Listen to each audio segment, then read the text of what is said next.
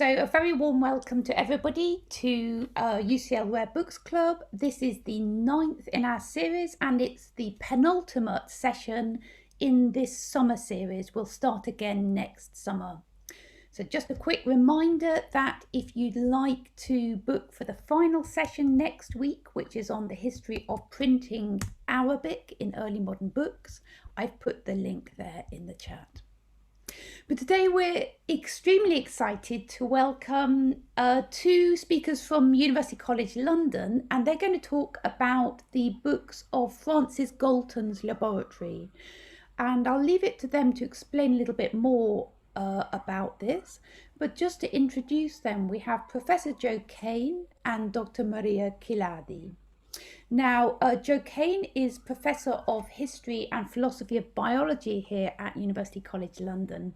And he's an expert in the history of evolutionary biology, particularly Darwin and Darwinism. And he is leading on a research project here at UCL called the Legacies of Eugenics. And I'll put the link to that in the chat in a minute. We also have speaking today Dr. Maria Kiladi, and Maria is Research Fellow in the History of Eugenics, and she's also editor of the Legacies of Eugenics website, and I'll put the links to that in the chat in a minute. And Maria Kiladi also has a wealth of experience working with special collections, rare books and archives before she moved over to working on the project. We are recording the session today and we're hoping to make it available, but because this involves a lot of staff resources to make it publicly available, which we'd like, it's not likely to happen until later on in September, but we will email everybody who's booked on Eventbrite with the links to that when that becomes available. If you'd like to get live captions while you're watching the session today, click on the CC sign at the bottom of your screen. You might need to click on the 3 dots that say more to get that working. So I'm going to hand over now to Professor Joe Cain and Dr. Maria Kiladi, and they're going to talk about the books of Francis Galton's Laboratory. Over to you, Joe and Maria. Great. Thank you very much, Tabitha. Welcome, everybody. And thank you for coming on what in London, at least, looks like it's a really gorgeous day. It's nice to pull people in, or maybe you're sitting in the park on your tablet watching us do this. That would be even better in many respects. So I'm Professor Joe Cain. I'll be talking first, and then Maria and I will go back and forth as we go along. I'm going to start sharing my screen, and then we'll just pick up with the presentation. And then we'll certainly have lots of time for questions at the end, which we very much welcome everybody to join in. So here's a here's the presentation, and off we go. So we've got you here under false pretenses, I think, and we'll explain why we've done that. But the idea of talking about the whole library that UCL holds is just too large to do in any one setting, but we'll certainly hit on some high notes, and we'll talk about some of the research that we've been doing as part of the Legacies of Eugenics project.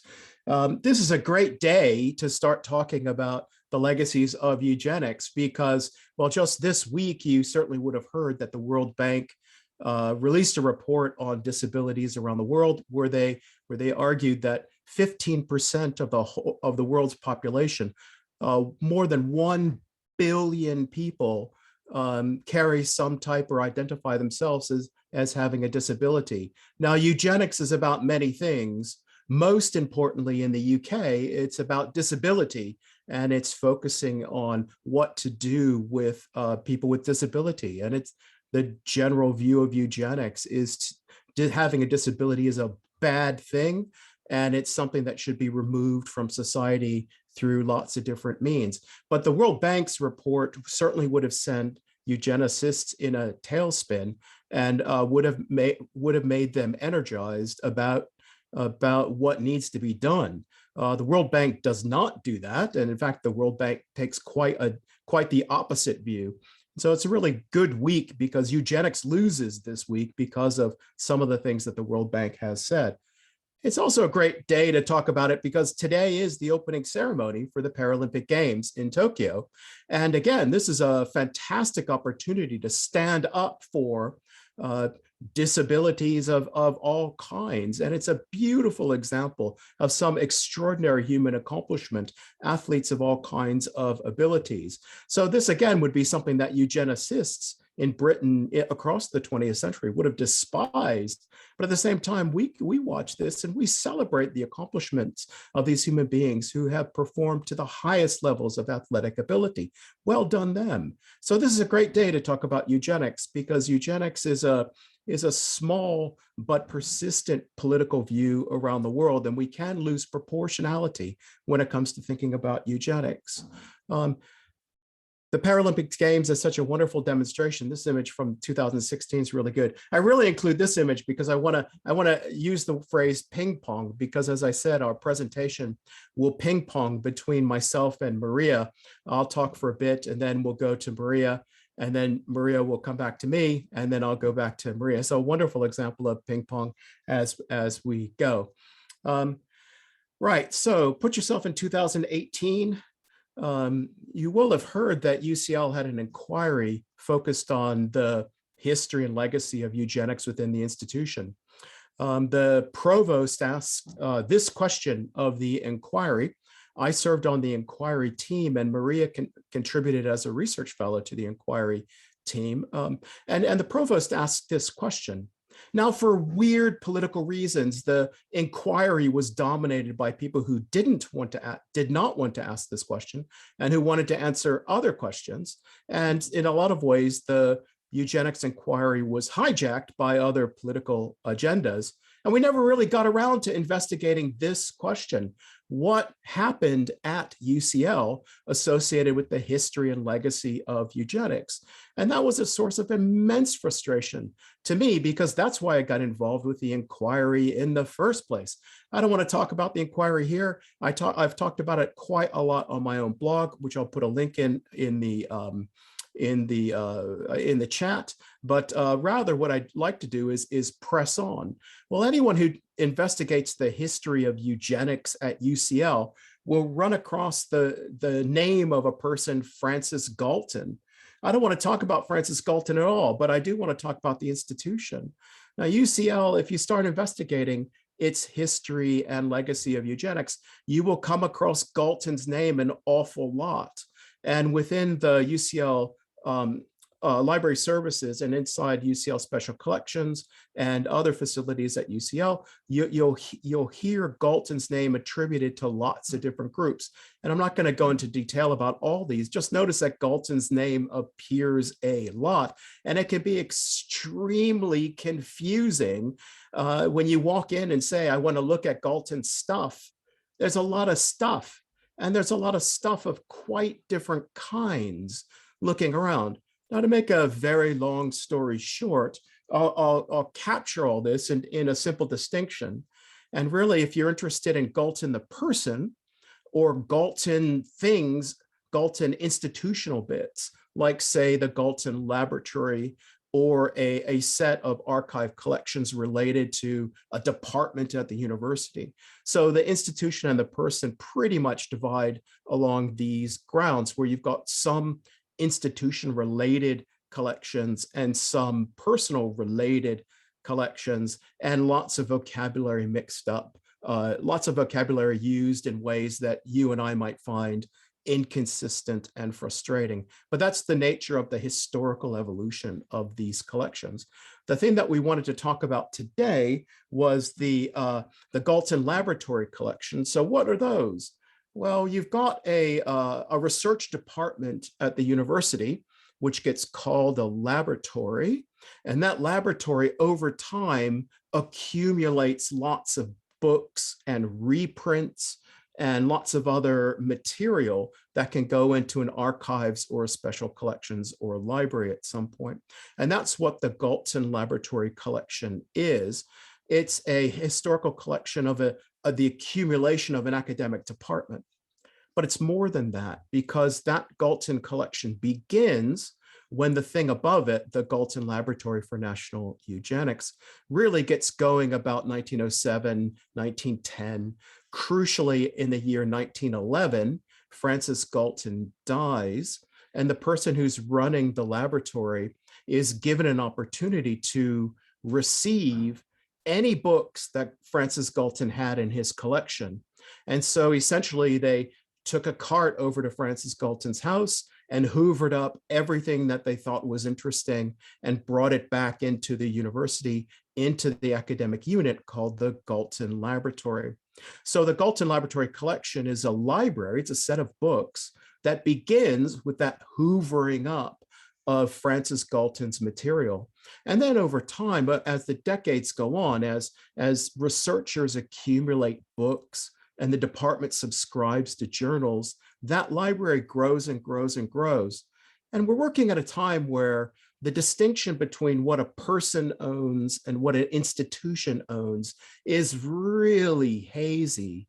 If you've got experience of academic units, you know that sometimes things you buy get used in the department, get left in the department, get donated to the department, and somehow the boundaries can be quite blurry. And again, the history of the Galton Laboratory collection is a story of that blurred boundary. There's about 5,000 objects in that collection. A lot of the core of the collection is the Galton material that was donated to the person who was the first director of the Galton Lab, and then other things accumulated over time. We're going to talk today about a couple of very specific pieces there, but just know that there's lots of other bits and pieces around the university that call themselves Galton somethings. And if you as a researcher walk into the institution and say, I want to work on Galton material, there's a lot of different directions that you could possibly go in, some of which will be dead ends and some of which will be incredibly productive. I will say, to maximally complement the folks in UCL Library Services, the Galton related materials that are in the Library Services control are superbly cataloged. They're really fantastically cataloged, and access to those has been fantastic over the decades. It's been really, really, really great. And that's something that is to the credit of the folks who have worked very hard to make that possible. Well, let's press on a little bit. So we're talking about the Galton Laboratory collection. Now, I myself, when I got interested in the history of eugenics at UCL, there's 3 sources to look at to get you started, to get me started. And if you're interested in the history of eugenics at UCL, you could hardly do better than to start with these three sources. Lindsay Farrell's book is a 1969 PhD thesis that was done significantly inside UCL Library and Special Collections. And so it's a wonderful study of the stuff we're talking about. As part of the Legacies project, we republished this with Lindsay Farrell's permission. And you can get it for free as a download through the STS Occasional Paper Series. And the URL that you see on the screen is the place where you can locate that. These 2 other books cover in much more of a survey fashion other parts of the history of eugenics at UCL. For a weird reason, the inquiry into the history of eugenics at UCL didn't even mention these books, which is an extraordinary lapse on their part, one of many lapses on their part. But let's press on a little bit more. Any research getting going into the Galton collection or the Galton collection of books will focus very quickly on this person, Karl Pearson. Karl Pearson was a professor at UCL. He became a professor in the 1880s. He's incredibly important in the history of statistics, and he's also incredibly important in the history of British eugenics. He gets going in eugenics about 1900, and he becomes the main person at UCL in the development of eugenics as an academic project. Karl Pearson doesn't think much of popularizing eugenics, and he distances himself from popularizers of eugenics. And his main enterprise is to make it a science, make it an academic discipline like all the other disciplines around him at the university. Karl Pearson is crucial. He's the guy who gets the cart that goes to Francis Galton's house to sort out the material that becomes a core part of the library. He creates the Galton Laboratory for National Eugenics, and he runs it for basically for 20, 25 years. He's absolutely key to the story. If you want to know more about Pearson, I recommend a wonderful starting place, which is Ted Porter's biography of Pearson. This is pretty heavy going as a biography. It can be technical at times for important reasons, but at the same time, it's a wonderful place to start to learn something about Pearson. In our study of Pearson and trying to answer the question, what happened at UCL, we really focus on Pearson and we focus on the Galton Lab that he is the first director of. And that really is the focus of the beginning of our research. I'm going to say one thing to get us started about that, and then I'll hand over to Maria, who will take us on another trek in our research. One of the things that struck me most about Karl Pearson, looking at the library and looking at the laboratory's productivity, was a really simple point that the biographers didn't really pick up on. And that's simply this. If you ask the question, what did Pearson do related to eugenics? Well, one thing stands out pretty strong. Pearson runs a publishing house. Now, from a library perspective, this is incredibly important. Pearson is he's living his life as a publisher, as well as lots of other things like being a university professor and a teacher and a statistician and all kinds of other things. But he's running a publishing house, and we'll talk in more detail about this as we go along. As a couple of simple points, and Maria will elaborate on some of this, he launches and sustains 9 serials or series of volumes, and we'll talk about those in detail. 9, a lot of people manage 1 in their research career, and that's pretty heavy going. 9, he's running a publishing house. He also is running a reprint service. He's having printers create reprints of material that he's writing over and over again. He's creating textbooks and supporting classroom materials, mostly in statistics, but certainly in eugenics too. He's selling memorabilia like photographs of Francis Galton, like parts of Francis Galton's correspondence become an important part of what Pearson is selling. He's having printed and selling within the context of being in charge of this particular laboratory. He's also creating ancillary materials. The advertisement for this talk included an image of a book cover embossed with a bust of Francis Galton. Now you could buy through the Galton Laboratory here at UCL, you could buy an embossed notebook in which you could put publications from the Galton Lab. You could buy basically bookends. You can buy bits and pieces that are associated with Galton and Galton's memory, and what I generally call Galtoniana. Not only those objects, that ephemera, but also reprinting copies of Galton's books. So the biggest thing that came to my mind pretty quickly in asking the question, what did Pearson do? Is he's a guy, he's not just assembling a library, he's publishing a library. And just before I hand over to Maria, I'll just show you this one image. These are the end papers of just one of Pearson's pamphlets that he's distributing.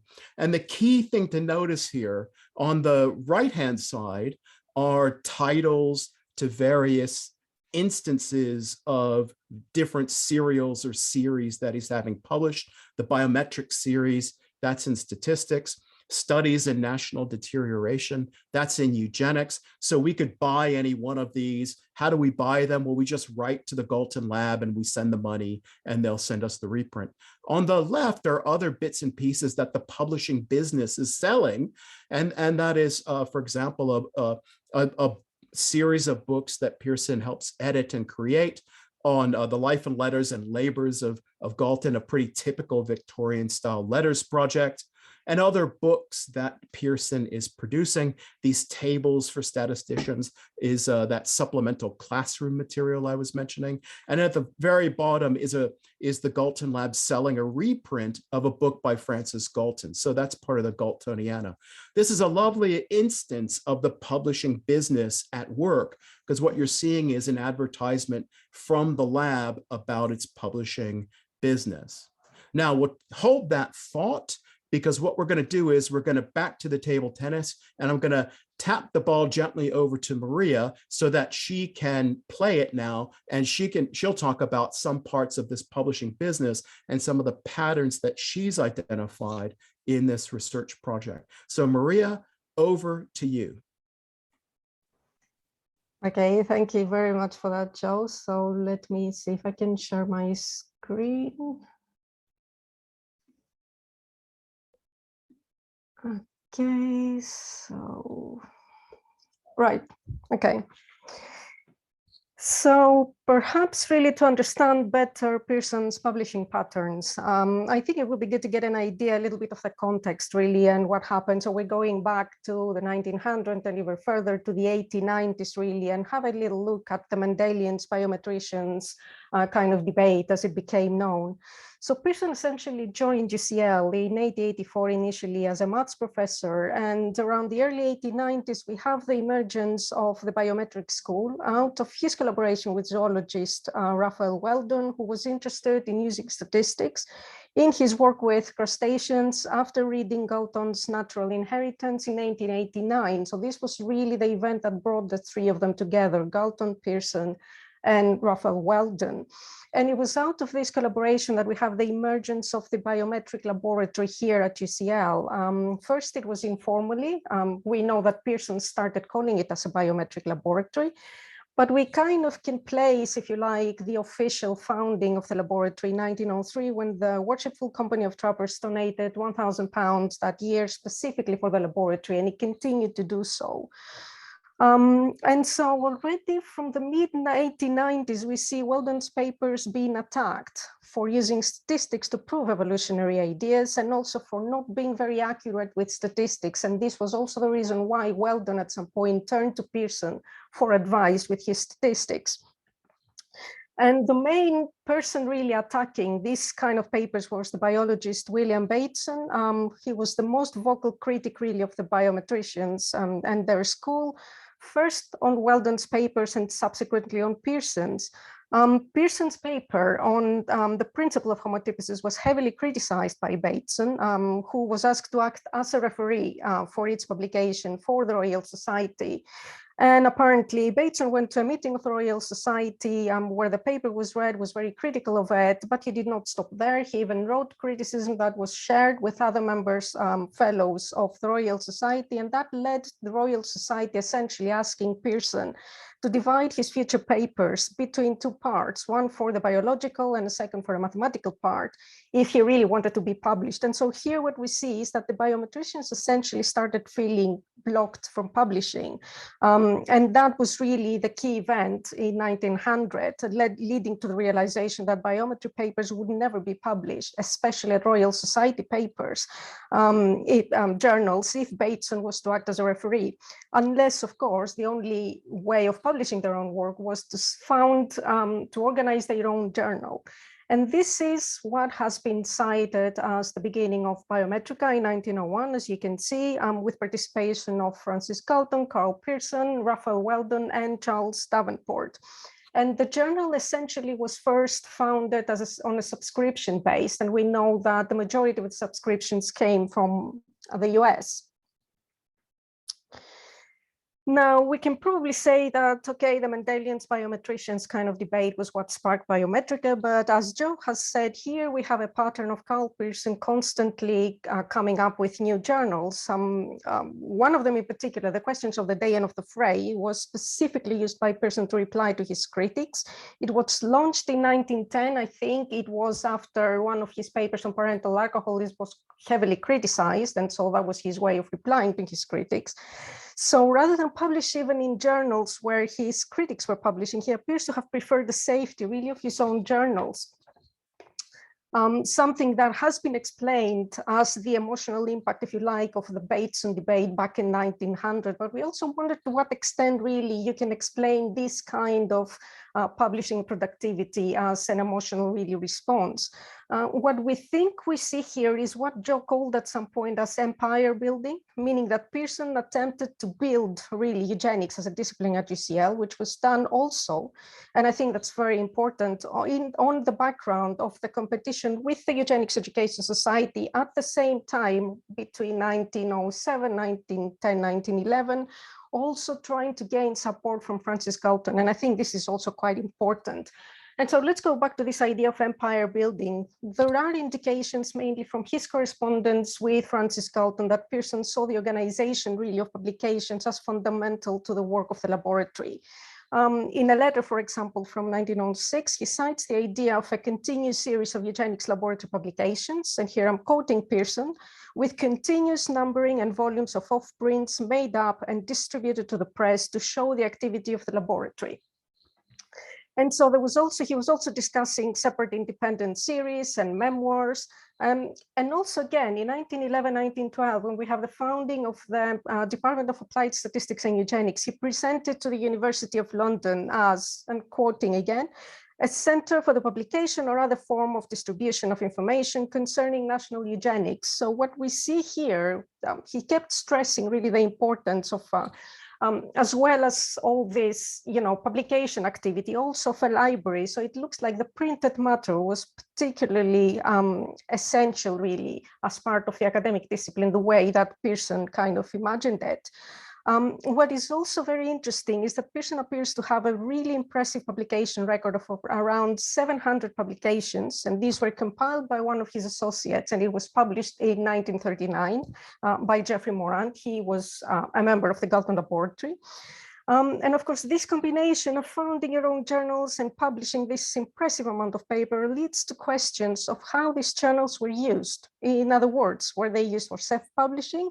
And even more crucially, how were these journals operating? Were there peer review mechanisms in place?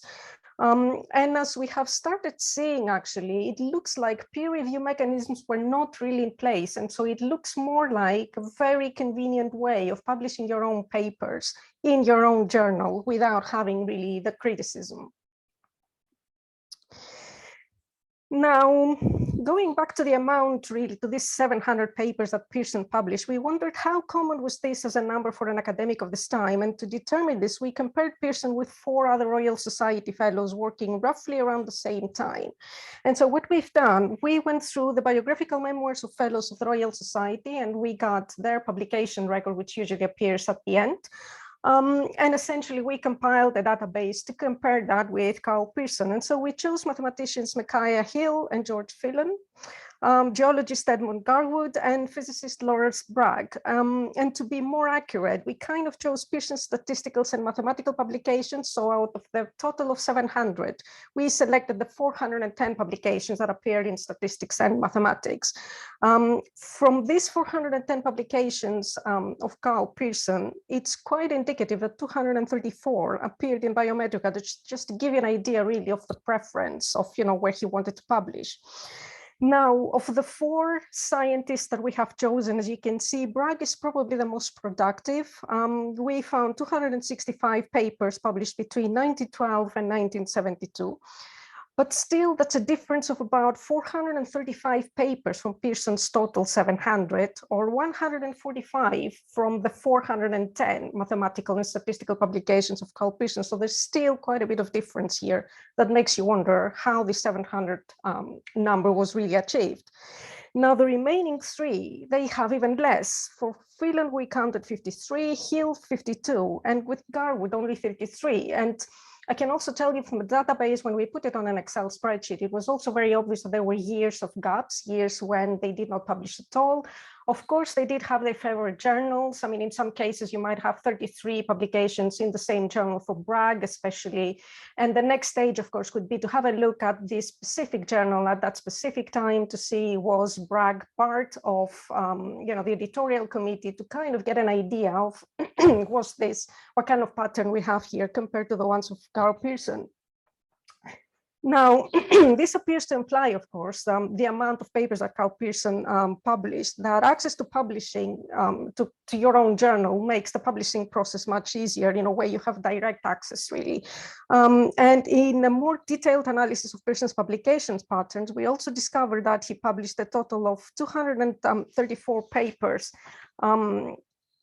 in Biometrica, as opposed to just 42 in Royal Society titles, or 56 if you count abstracts, and about 4 of them were only published in the Royal Statistical Society. So further questions from such a publication record are also raised by the apparent lack of peer review mechanisms, as we said, in Pearson's journals. He appeared to have had total control over the publications. His associate Hewlett described Biometrica as, and I'm quoting, the most personally edited journal that was ever published.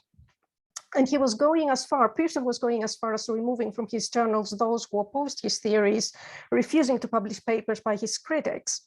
This also appears to have been a consistent behavior, if you like, with staff and students apparently reporting on his insistence on hierarchy and authority, not allowing his methods to be questioned even in the laboratory setting.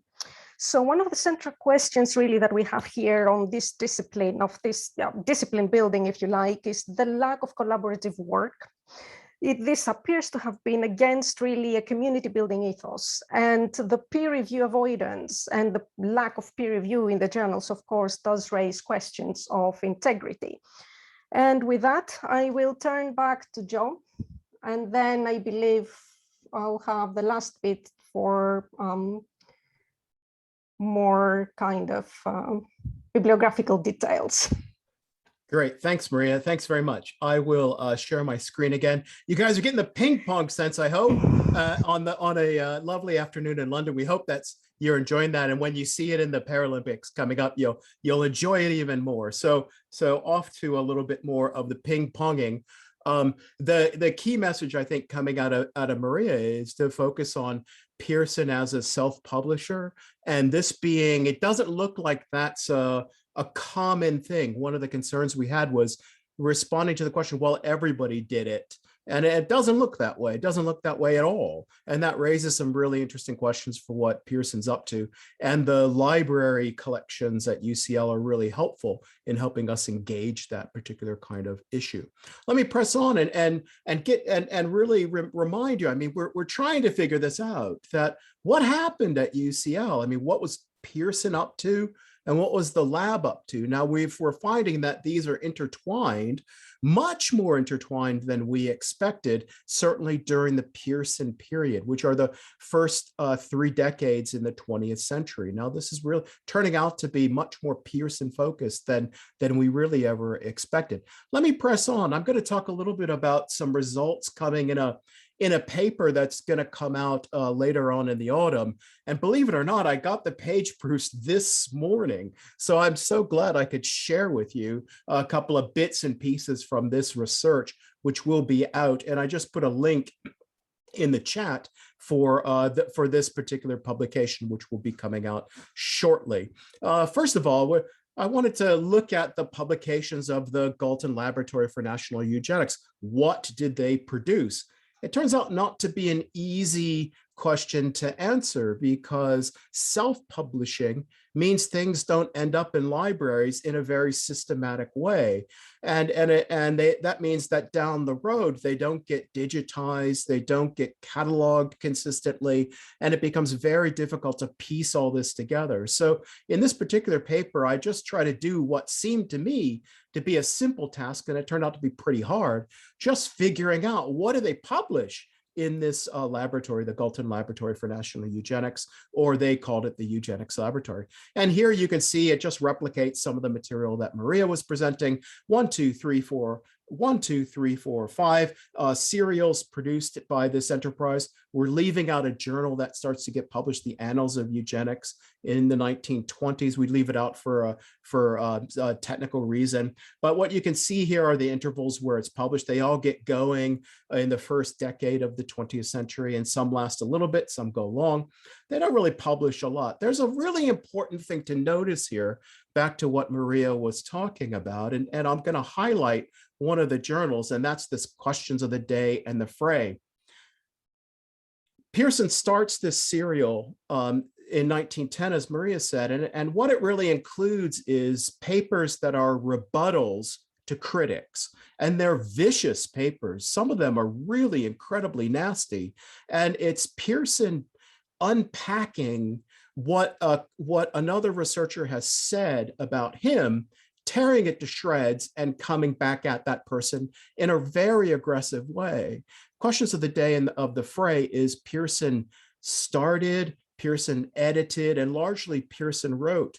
Out of the 12 issues, he wrote 10 of them. So that's a pretty substantial, it's pretty much self-publishing along these lines. There's no supervening editorial control, nothing like that. So it's a wonderful instance of this kind of behavior that Maria is talking about.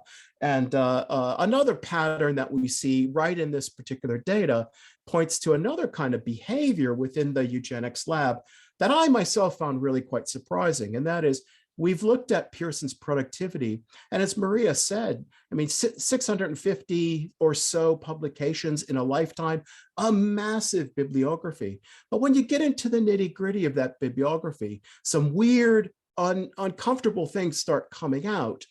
For example, Pearson frequently, at least occasionally, double counted. He published publications in multiple settings that are, that not even roughly, they are the same publication. And in these two journals, we see exactly this pattern. In the Eugenics Laboratory memoirs, that memoirs produced 42 items. But when you look for duplication through other parts of the series, it actually turns out that 24 objects are duplicated in that particular series. And they all come from this other series called Treasury of Human Inheritance. Now, at the beginning, I don't think that was the plan, but very quickly, Pearson is duplicating this. He's double counting. Now, I used to be a head of department, and when I had to appraise academics, I was always on the alert for double counting of activity, because it's a way to get double credit for something. And we think of it now as a cheesy academic behavior. And this certainly is a kind of behavior that merits further investigation, I think. I'd like to know how more common it is around the industry. What I suspect is that Pearson wants to appear productive. And so producing content in multiple venues makes it look like he's much more productive than he actually is. It's not a question of multiple audiences. It's not a question of new material.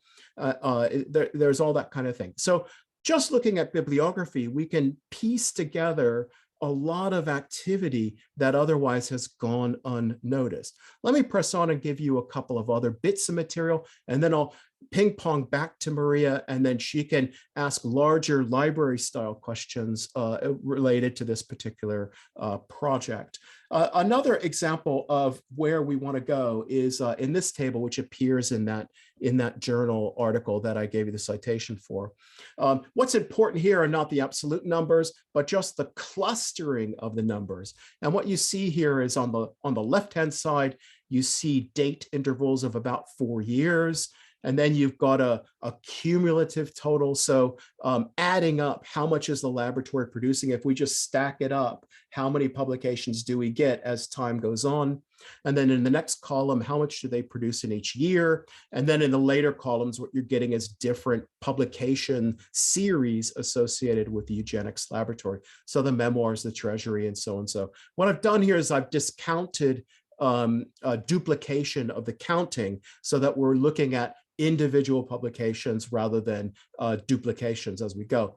And there's a couple of patterns I think are really important to notice here. And again, I'm just going to quickly identify those as we run through. Pearson's time is indicated within this box. This is a huge proportion of the publications of these particular series. To say that Pearson launched them is pretty straightforward. To say that he owned them is an important thing, but also they reflect Pearson's agenda. That's a hugely important thing to say.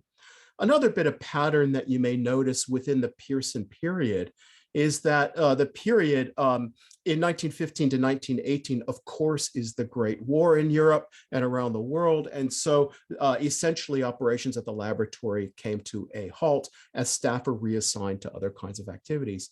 But the scale of activity never really picks up afterwards. Pearson is working hard, he's charging ahead, but he's increasingly isolated. The kind of stuff that he's doing is looking increasingly old-fashioned. Even the style of eugenics that he's pursuing is starting to look out of date, certainly in England. And so he's an outlier in an otherwise energizing process. That's an important pattern to see. And he's churning away more and more stuff. But as you look at that material, the quality really goes down. It's starting to look like a ranting old man more than anything else. Another kind of pattern to pick up here is if you compare Pearson's productivity to his successors in the professorship that he occupied, you see this kind of pattern. Each of these boxes represents the time period for successive professors in the same post, and you see diminishing productivity as it goes on. My guess here is that the kind of private publishing that Pearson glorified is just out of fashion, completely out of fashion from the mid-30s onward. And publishing through commercial presses is what one does if one wants to be a reputable researcher, and private publishing is no longer the option. And the particular series produced by the Galton Lab really are just used essentially to publish a few master's theses, and that's about it. There's one or two very nice pieces of work, but otherwise they're essentially defunct after Pearson. So again, just looking at the bibliographical data, we can see a couple of different kinds of patterns that are well worth noticing. I'm just about ready to hand back to Maria, but really I wanted to just summarize and hit a couple of key notes that I think are worth thinking about. Perhaps we can talk about these in the discussion if you want to. Pearson's an academic entrepreneur. My own research interest is in asking the question, how do new disciplines start? Well, they start when entrepreneurs start them. And Pearson is a wonderful example of an academic entrepreneur, even though he's starting disciplines that I myself don't care for. And he's a serial entrepreneur. He creates discipline after discipline, as Maria has said. He's running a publishing house. That's fundamentally important. The researchers in the department are part of the business. They help fulfill the orders. They deal with the accounting. They manage the inventory. There's a publishing business at UCL associated with the Eugenics Laboratory, and we've missed that all along. Pearson is deceptive. For example, that distinction between originality and productivity. His lab sure looks productive, but a lot of it is copied, reprinted, redone, reworked material, and that's worth noticing. The Galton Laboratory for National Eugenics hits its peak before the Great War. After that, it's downhill. The Galton Laboratory persists until the 1990s, but it takes on a really quite different enterprise afterwards, and that's important to notice too. And what they're up to is a subject for another time. The last point here is a comment I made earlier, which simply is self-publishing from a library point of view is really, really difficult to keep track of. And I think Pearson made short-term gains in productivity by printing all this material, but long-term losses, because it's really hard to figure out what he did, because a lot of that stuff is scattered amongst the miscellany of collections like the Galton Laboratory collection, personal papers, archives, and elsewhere. And trust me, it's really hard to track down the whole set of what these folks are up to. It's additionally complicated by lockdown and the pandemic, but leave that aside. Self-publishing is a cataloger's nightmare, as some of you know from firsthand experience. Right, with that moral to the tale, what I want to do is I'm going to stop sharing my screen, and I'm going to hand back over to Maria, who's going to raise some larger questions associated with library collections and cataloging. So Maria, over to you, and then we'll be ready for questions. Yes, great. Okay, thank you, Joe. So let me share my screen. Okay, so All right. Okay, so I think we probably come to the last and probably the most interesting part of the seminar. For those of you who are librarians or archivists, I think you'll probably find it really very interesting about how, you know, we try to use skills of historical bibliography to track down these rare publications and the editions of them. And no doubt, like Joe just said, the difficulty of keeping track of self-publishing is really something else, as you know, we will demonstrate in a minute. Now, to begin with, we have been working on identifying these publications in libraries across the UK. One of the things we've done was using the JISC Library Hub, previously known as COPAC, to show how old I am. And we have been compiling spreadsheets of which library has which edition, not least because with some of them, at least, we might be able to get them through interlibrary loans.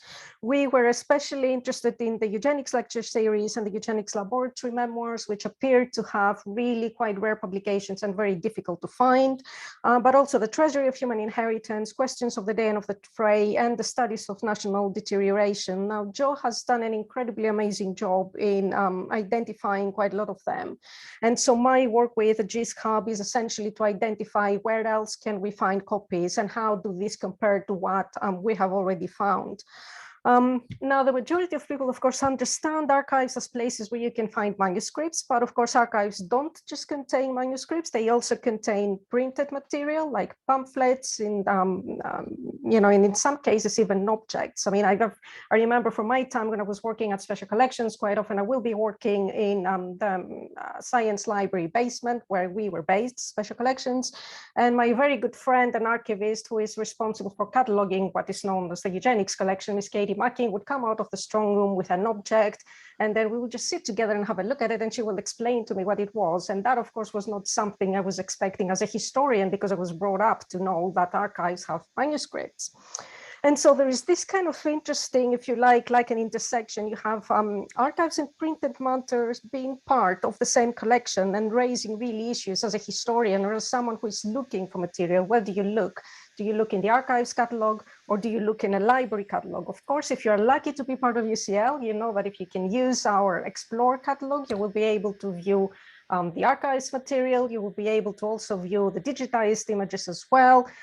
So you're really very lucky. You probably don't even need to look elsewhere if you know how to, if you know your way around Explore.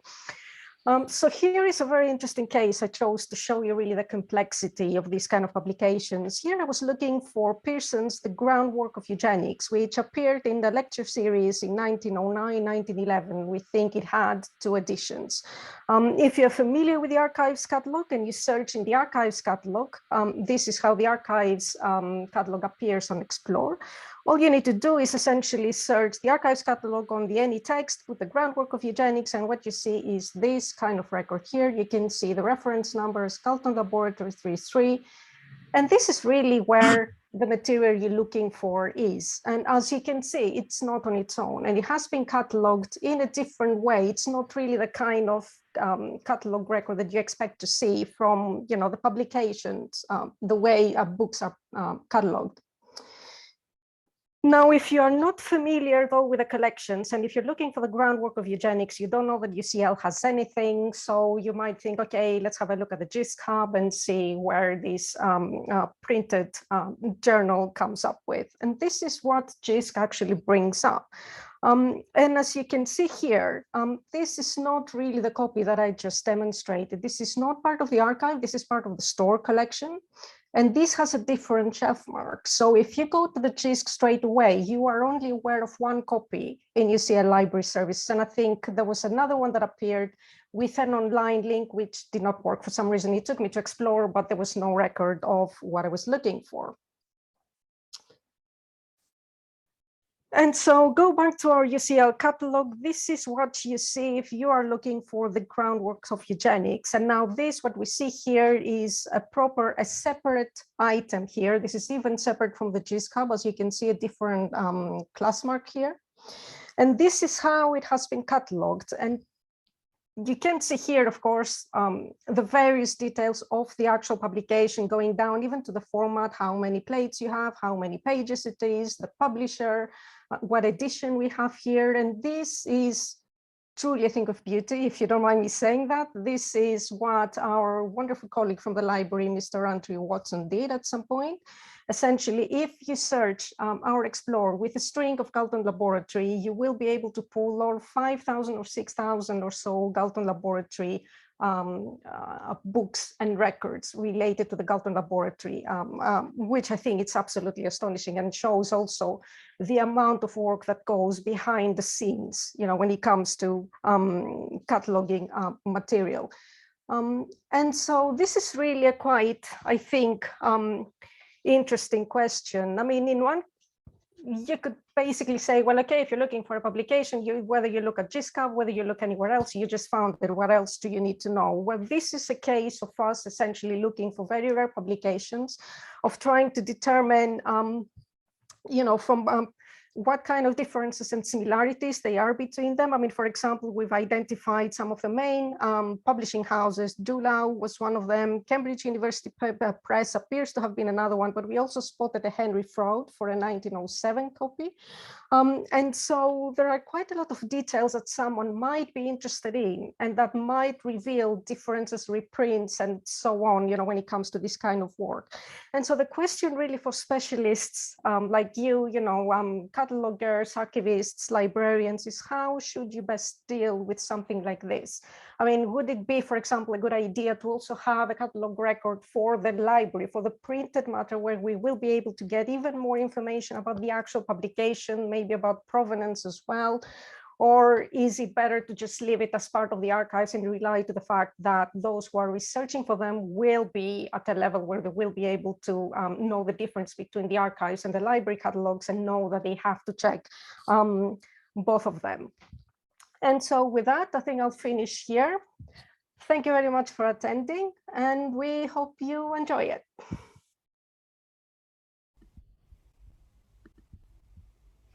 Thank you very much indeed, Maria and Joe. That was absolutely fantastic. It's extraordinary, isn't it, that all of this is coming to light now, and the way that that's so closely tied in with these issues of searching, of cataloguing protocols, of historical bibliography.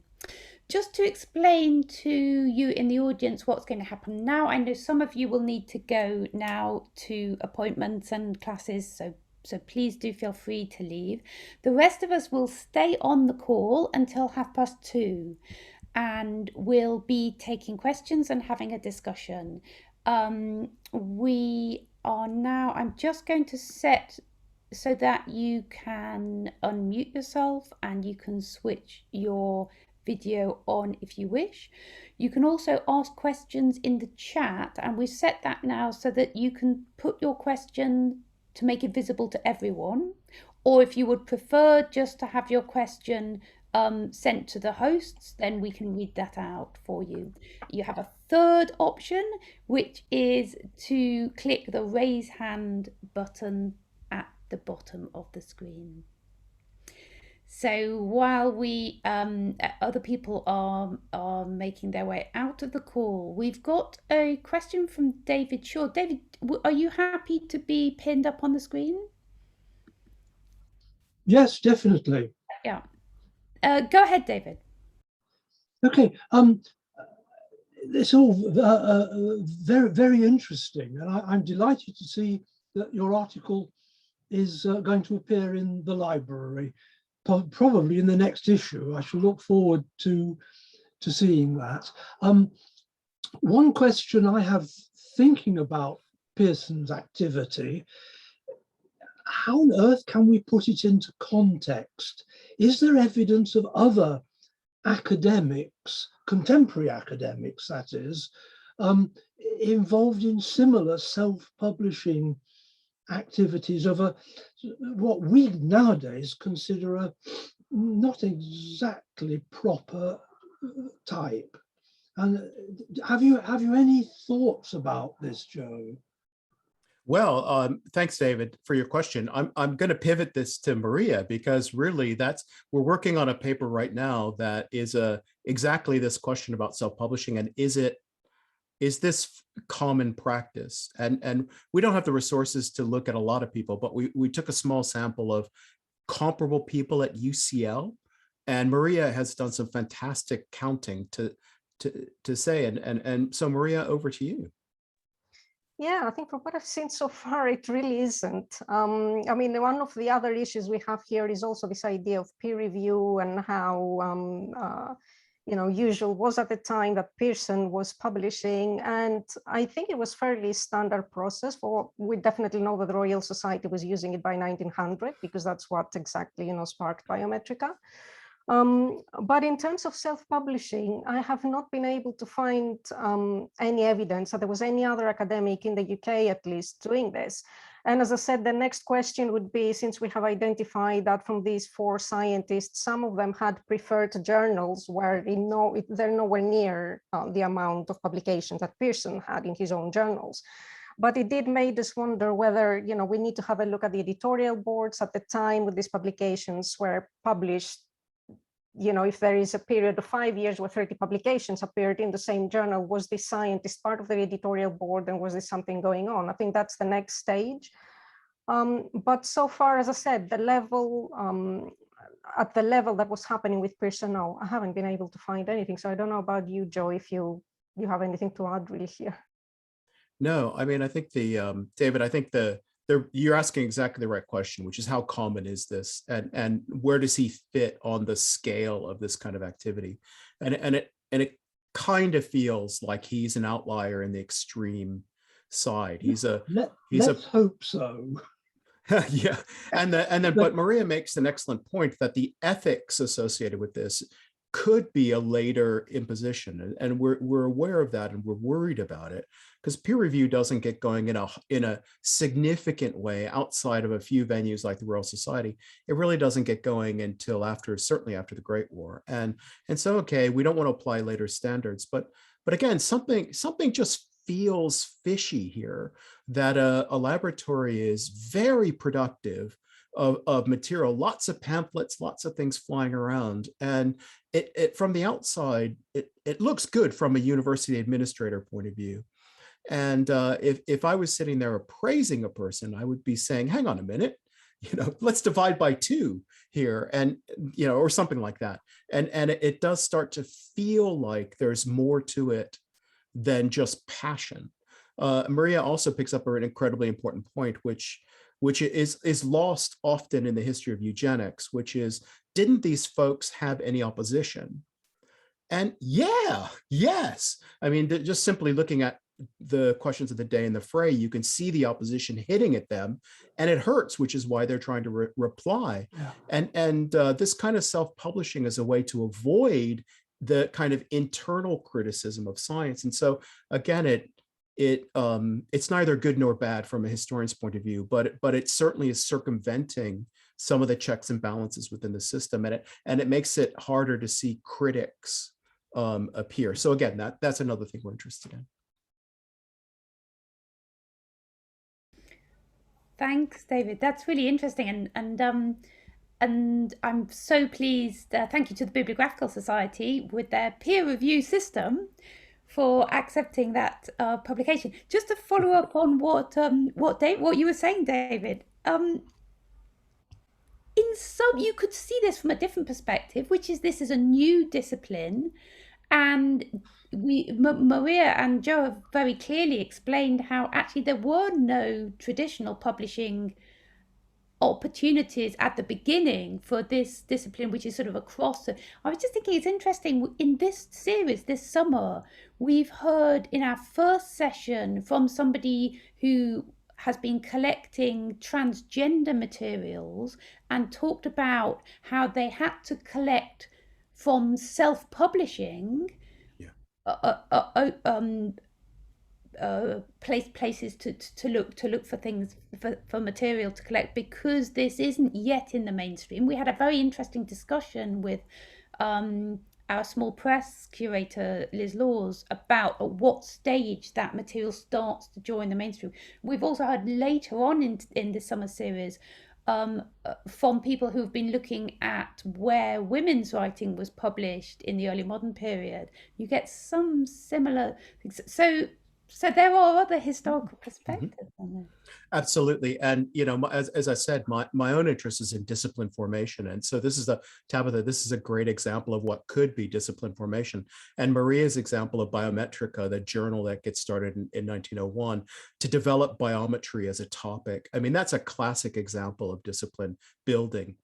The eugenics stuff, I think, is taking it on a, it might feel like that at the beginning, but then there's other things going on, like a key thing for Pearson is to distinguish between professional and popular.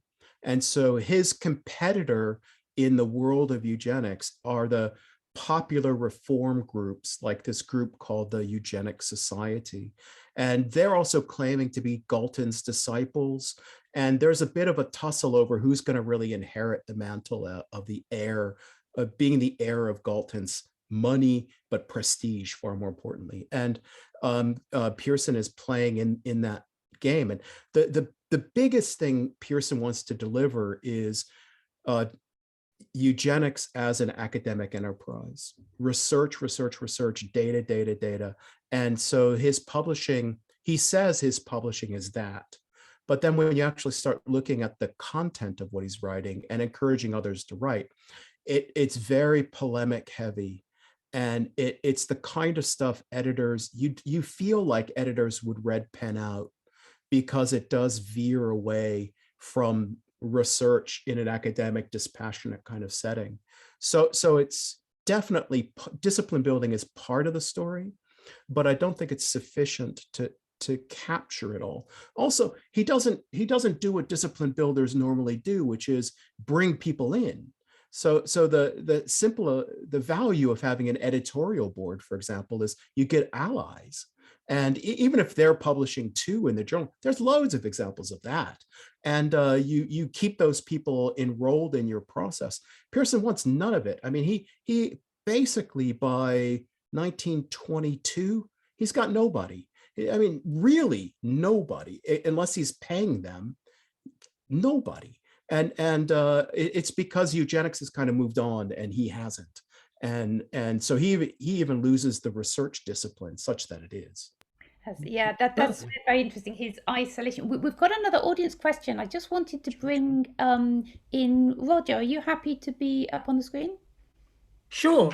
Yes. Thank you very much. It's about metrics, about the subject of metrics. I mean, you, Joe, you quote Pearson, these numbers of Pearson. So, I mean, was that? Have you got any sense that is his objective? Does he ever quote metrics? I mean, that he wants all these numbers, or are these duplication numbers a byproduct of the fact that he's thinking he's going to get more converts by putting the thing in a slightly different package? Well, I think Maria and I spotted this at the same time, and that was partly as one. As he's increasingly isolated, the number of manuscripts he has is declining too. And series that have been defunct for a while, you can see that he slips a paper there just to make it look like it keeps going. And Maria and I were both looking at the data at the same time. We said, hey, hang on a minute, there's a pattern. And so you get papers where the subject is a bit weird appearing in a serial. And you think, well, why did he put it there? And it turns out they just didn't have enough material to keep it going. Or conversely, the way the pots of money sit within the university that he has access to, as he's drawing down on one pot of money, there's another pot of money that is available to him. And so he has a series connected to that other pot of money. And so you see publications go in that direction. So the intellectual content of the series and the paper don't always correspond. And there's other ways to explain his choices of where it goes. But always it seems to be, it's to look productive. There's another thing that he does, which I think is very easily explained, which is a good number of the serials have second or third editions. And we, from 21st century perspective, can look and say, oh, he's just making it look like he's done some work by calling it a second edition. But what I suspect has happened is his inventory has gone down to 0 and he needs to have it printed again. And so what he's doing is he's just calling something a second edition, where really it's a second printing. Why he chooses to use the word edition rather than printing is a subject that we could investigate. But that, to me, again, it just feels like the guy knows the difference between a printing and an edition. He chooses one word rather than another. You know, if we're cynical, we'll come to one explanation. If we're optimistic, we'll come to another explanation. But I don't think there's enough evidence to drive us. Does that answer your question? Partly, but does Pearson ever quote metrics himself? I've seen some his annual reporting as he's reporting up to the university. It's rich with that kind of stuff, and it does show we've been very busy. We've done a ton of things, and so it's within the institution, that kind of appearance of productivity you definitely see. But he's not writing. I guess if you want to think of the end papers as a source of bragging, I don't think this makes sense, but if you want to look at the end papers, because they list the productivity, you might say that that's it. I think it's more advertising, but he's not writing something saying I have published 312 articles on this subject. He doesn't explicitly do that. I think this is also, I mean, from what I've seen on the archives, at least of the University of London, there was a pattern here to try to constantly demonstrate to the University of London we are a successful department. And that was done through the publications, but also through the amount of people that he was employing in the laboratory. We know he was choosing women quite often because their salary was half that of men. And so what I suspect was happening was essentially, rather than having 4 members of staff, he could afford to have 8.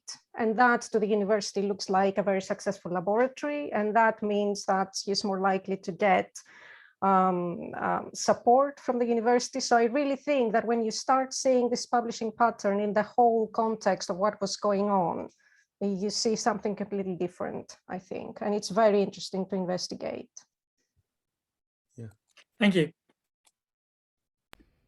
Thanks very much, Roger. Yeah, it's great question, bringing up lots and lots of complexity, I think, in the picture that we haven't really seen discussed so far.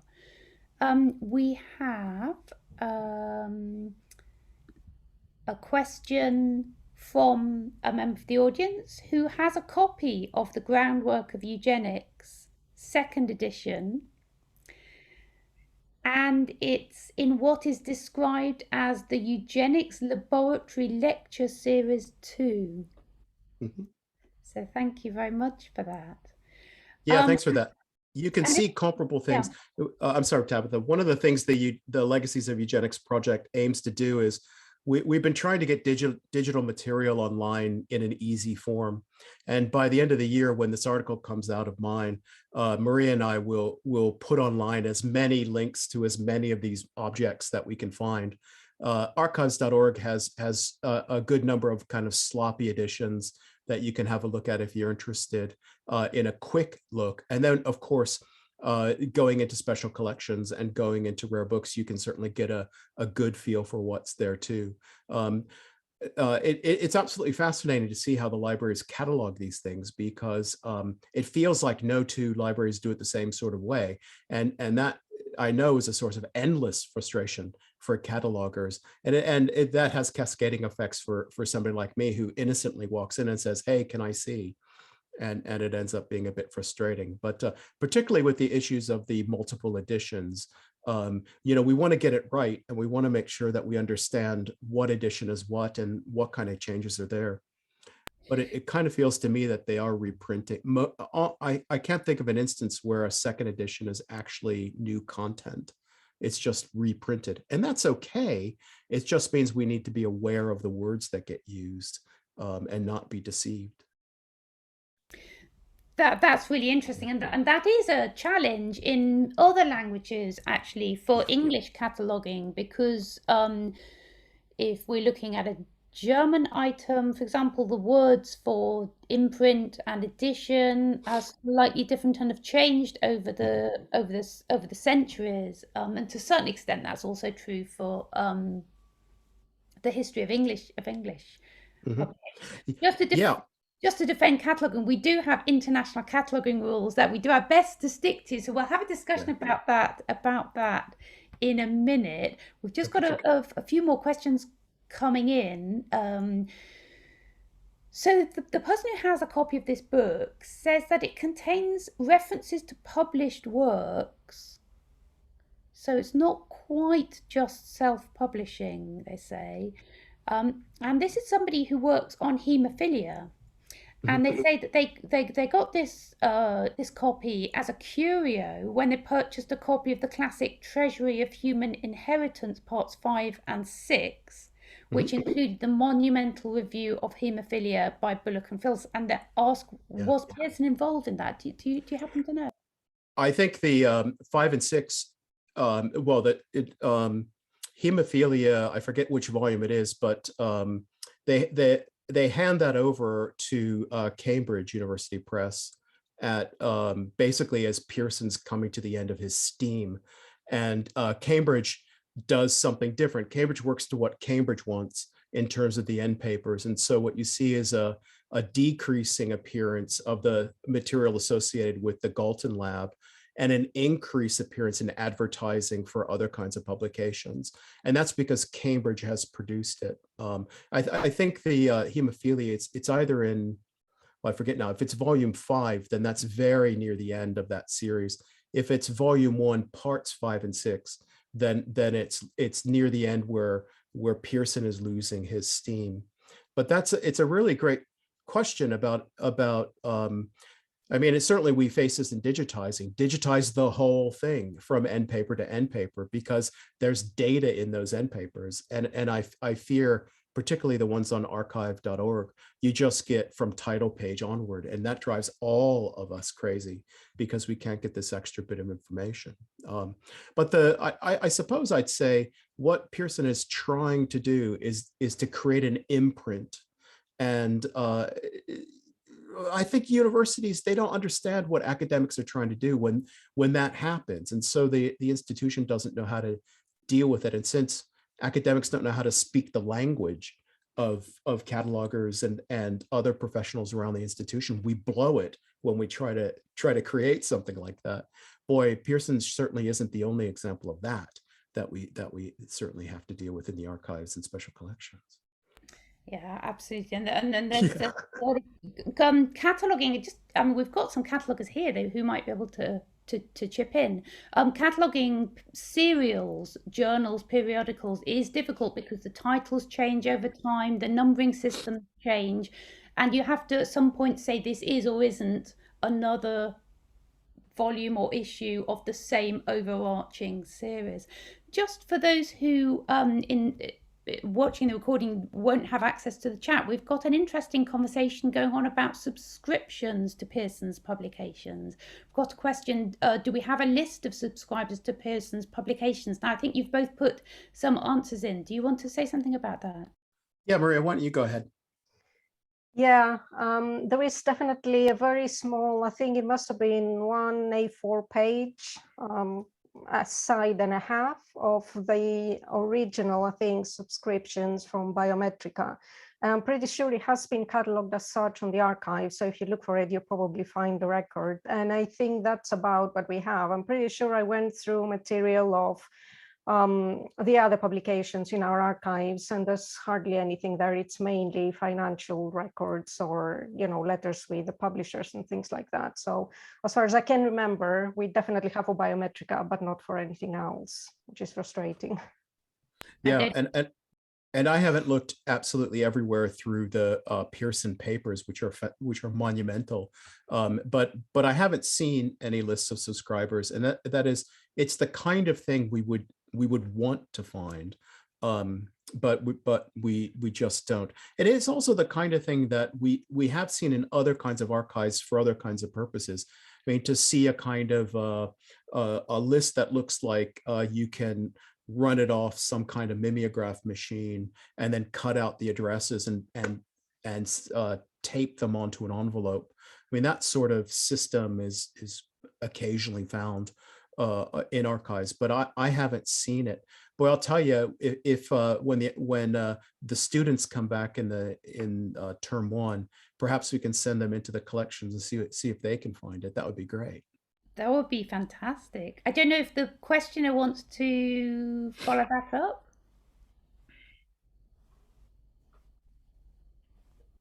If you're there. No, anyway, they said that. I was just going to say Go thank ahead. you so much, Maria and Joe. That was fantastic, absolutely fascinating. And for me, it's more about these connections that Pearson had. And that's why the subscription list was so important, because, for instance, I know that the London Day Training College, or the Institute of Education, had students go to the Draper School, and there was a connection there. And obviously, UCL students, University College students, used to come to the Institute to be trained as teachers. So that connection is quite strong.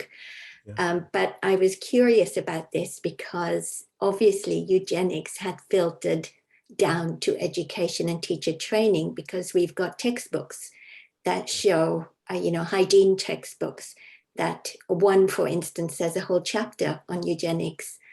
And I'm trying to piece together whether this link is tenuous or whether it was very, very strong.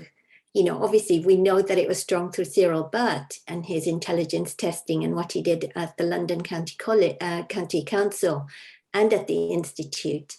But I'm trying to look at the wider sort of teacher trainers, and to see whether there are any links. So that's why I was asking this question. One of the things that nobody has really looked at very closely, and it can be done, is the Galton Laboratory for National Eugenics during Pearson's time does serve to train teachers. It's kind of CPD and night courses is kind of the way to think about it. And some of the lectures that Pearson publishes in the lecture series are specifically identified as, this is the stuff that we included in the CPD course. And that's something that I think would be a lovely project to look at. And again, it's something that absolutely infuriated me about the eugenics inquiry, that we were trying to understand what UCL did when it comes to eugenics. And first of all, we didn't look at what academics researched, but also we didn't look at academic engagement. And here's people whose job it is to do engagement, and they were clueless to this issue, that CPD programs play an important role. And it's equally interesting because Pearson is so focused on academic territory and preserving his territory that he wants people to come to him. And the fact that he's setting up these CPD things as a way to undercut the more popular focused eugenics society, that it's extraordinary. It's a really fascinating way to try to take hold of the discipline and take hold of the political conversation, and certainly in London.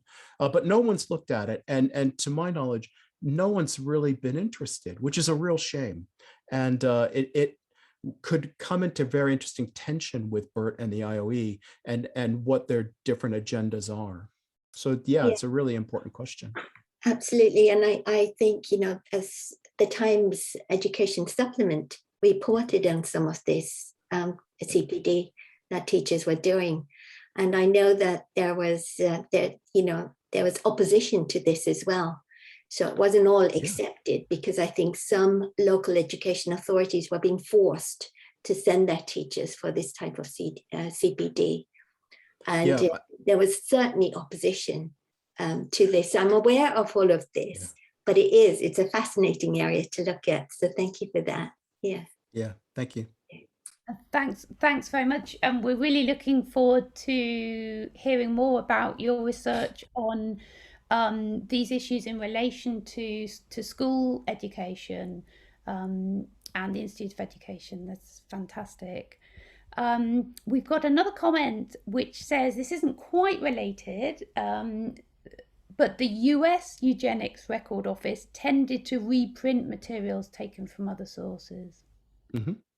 Yep. So the Eugenics Record Office in the US is different than the Eugenics Record Office in the UK. Really, not even sisters. I mean, they're really, really different people. And the Americans are trying to operate on the continental scale. And they definitely have their own publishing house. and they're definitely producing a huge amount of material, some of which is reprinted, some of which is produced inside of the lab, and some of which is kind of contracted out. So there's a lot of that stuff going on. We're not so much interested in that because, to be honest, a lot of the history of eugenics is a history of American eugenics, and that's really maddening because the UK is different, as we all know. But a lot of people who want to talk about the politics of eugenics, they read stuff about what happens in America and then they translate it over to the UK. And we would never accept that on any topic. But why do we do it on eugenics? Yeah, I think it's because it's easy and it suits the conclusions of the people who want to do that. And so I think that's a real shame. But anyway, I mean, there's a lot to do on the American side, but frankly, there's a lot more to do on the UK side. And I'd much rather see that kind of stuff done. Well, what's great is that the work that you're both doing suggests that we have now on the catalogue some of the raw materials for doing that work. So we have a few cataloguers in the audience, and I just thought we've just only got a couple of minutes left. We might talk about this question of what to do when you have printed, published material, some of which is in the book collection or the printed rare books collection, some of which is in material that's been weeded out of the main lending collection, and some of which is in an archive collection. There might actually be different issues of the same journal or in some sense connected, of the same series. There's a nice example that I came across with Katie Makin, who is one of our archivists, but I don't think she's able to join the call because she's actually working in our reading room looking after our readers at the moment, so she's not able to speak. We had a reader looking for the first edition of Darwin's Origin of the Species. They found all the first editions we have on the catalogue because of UCL's connection with Darwin. We have more than one first edition, and none of them were satisfied the reader. They said, you have another first edition and I can't see it on the catalogue. We looked and it was catalogued actually as part of the Galton archive in the archives catalogue, and then we found that, and we've actually now got 2 catalogue records for that. So it's catalogued on with the book. So now when you search for first edition, you'll get all of the first editions, including that one. But it's also catalogued on the archives catalogue because it's also been annotated by Galton, and that's why it was Galton's copy, and that's one of the reasons why it was in the archive. You want people to be able to find all the existing. In some sense, I think if it's printed and published, you need it to be catalogued with the international cataloguing standards for library materials, but you might also have a relation to the archive. And I don't know if there's anybody who's on the call at the moment who has to do with cataloguing who might have some other examples or something to say about how these decisions are made. From a researcher's point of view, that would be absolutely fantastic, because as I showed as well, with the way that the archive record appears on Explored as opposed to the actual printed book, how it appears on Explored, the amount of detail that you get for the printed record is exactly what you're looking for sometimes. I mean, I don't even have to come to know that it's 20-something pages. It has so many illustrations because it has already been catalogued as such. Whereas from the archives record, you don't really get this sense at all, in a majority of times at least. So more of a focus on the last former owner. Andrew, I don't know if you had anything to say. I'm putting on the spot slightly. Yes. Well, it's interesting because I think I was aware of this discussion, and I'm aware that there's been sort of dearth, probably there's a whole series of conversations we need to have on this topic, because I wasn't aware that some printed material copies were in archives. I think because they're treated so differently, they're part of someone's personal papers, and we wouldn't know in our library collections of printed materials, we wouldn't know what was in somebody's personal papers necessarily. So that's the first thing. The only time I can think of crossover between the collections is when we've had enclosures within printed items, but that's not quite the same thing, Maria, because we've often removed the correspondence which are in archival papers, put them in the archive, but we've maintained a reference. So that's not really a duplication of catalogue records. I think that we hate duplication. It's one of the things we don't really like doing, but I can't see any other way around it in a way that we would have to include a copy of the record for the printed item with the printed item catalogue, so that it was fully, all the bibliographic information was there. So it has to be treated as having two hats on, doesn't it, as a printed item, but also an archival item. So that's the first thing I was going to say. Would you like me to say a little bit about the Galton Laboratory cataloguing as a little thing, because I can feel your pain. All the people researching the collection, it was very difficult to catalogue. The collection was actually divided between two locations, which are now about 70 or 80 miles apart. So when we tried to catalogue various things, we came across a lot of duplication, but you couldn't always find the duplicate copy because it was, one copy was in our store, but the other copy was in special collections. And this has happened all the way through. And also there are multiple copies. Sometimes there are off-prints from journals, which are then bound in a series of other off-prints by other authors. And it makes it extremely, extremely difficult to actually present something to the public that, that's fully meaningful. But I think when we try to catalogue each item individually, we try to record as much information about it, the provenance it had, so that some links can be made to where they all came from. There's about the collection, about 99% catalogued, the printed material. There's a little pocket here left at our store in Wickford, and it's mainly like things like questions of the day and of the fray, which are duplicate copies, but they could have something interesting in them. We don't know, some annotations and this sort of thing. So it's the last little section. I shall be making a beeline there now in the light of this talk, see if there's any real significance.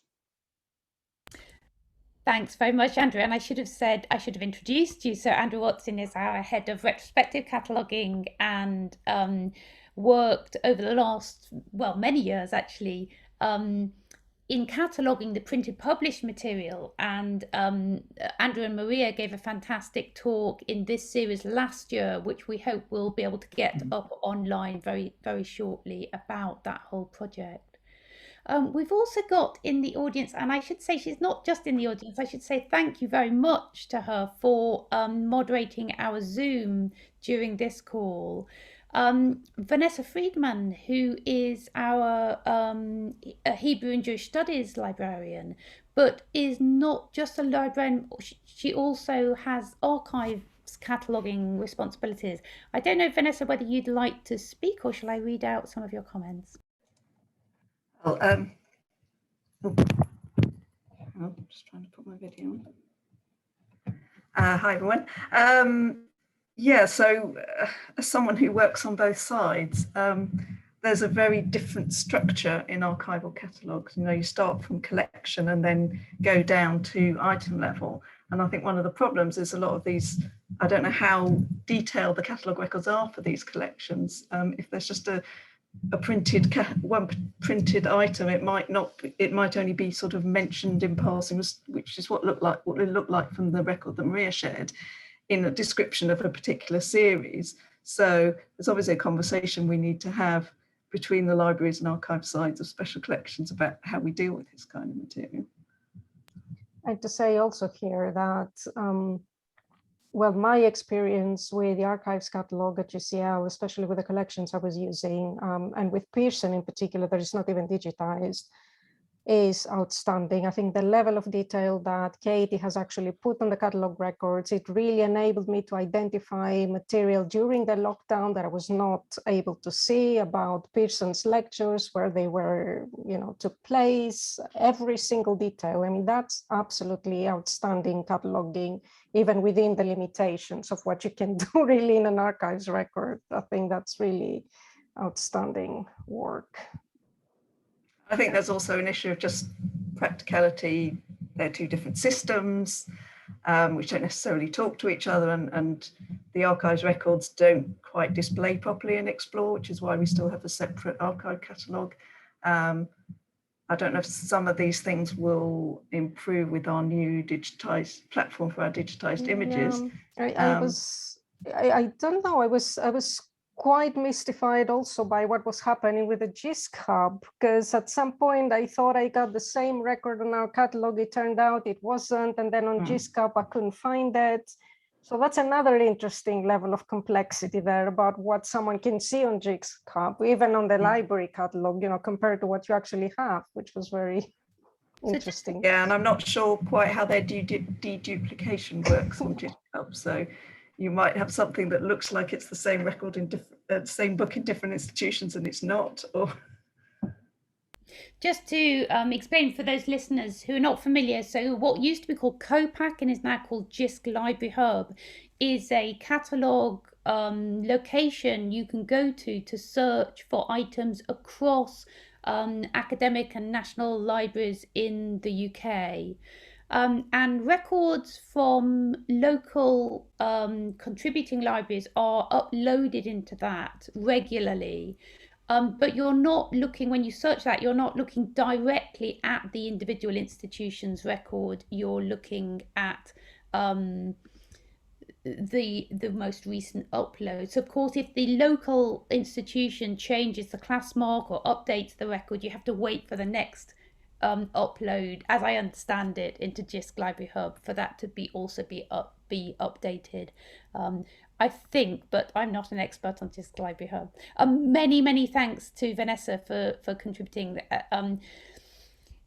Just to say on that last point that where we do have receive funds for digitizing, we hope that very soon we're going to be at UCL updating our cataloguing software to something called Alma-D, which means that the digital image of the item where it's available will show attached to the relevant library catalogue record on the public library catalogue, which will be fantastic because you can read the record and you can see the image and you can say, oh, that's interesting, that looks slightly different from a similarly described item in another library, and that should be fantastic. Of course, we need to get the funding for the photography, the digitizing, in order to get those images uploaded. But first of all, we'll do the upgrades. I'm really looking forward to that, and thank you to Andrew Watson, who's done a lot of work behind the scenes to make that a reality. We're hoping over the next year. I think time is running out, sadly, but I think we could probably talk about some of these issues for all afternoon. A very warm thank you to Maria Kiladi for joining us from, I think, an unusually hot Greece. Is that right? Yes, incredibly warm. So I'm kind of getting used to it now. By the time I get used to it, I'll have to come back to London, I'm sure. Yes, and all of our sympathies to those who've been caught in the fires in around Athens and in Greece over the last few weeks. Thank you for joining us, and a very large thank you to you, Professor Joe Cain, as well. This is a fabulous project that really shows its significance, the remaining significance of historical bibliography and cataloguing systems, alongside looking at these historical issues and ideas. So I look forward very much to that publication from the library, which is published by the Bibliographical Society.